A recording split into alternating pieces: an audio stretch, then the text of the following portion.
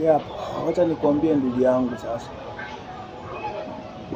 Ukweli kabisa ni kwamba unatafuta mganga wa mapenzi. Unatafuta mganga wa mapenzi. Sasa iko hivi, kama una pesa, tafadhali wachana na mapenzi. Kwa sababu gani? Yatakutatiza.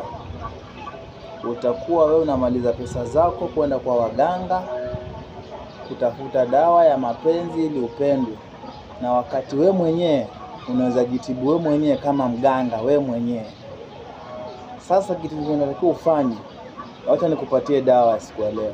Dawa ni kakangu, brother, mganga mkubwa, tafuta hela. Hela ndio mganga mkubwa wa mapenzi. Usidanganywe, pesa ndio mchawi wa mapenzi. Tena na dawa.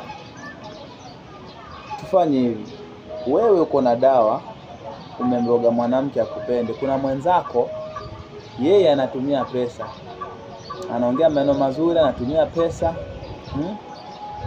anamfanyia chenye anataka. Amini usiamini, dawa zako hazitafanya kazi. Kwa hivyo mchawi mkubwa ni pesa. Tafuta pesa bro, tafuta pesa. Utamaliza pesa zako kwa waganga, utamaliza kuvunja nazi kwenye barabara, kwenye njia panda. Ila cha msingi hela bana, nyamala.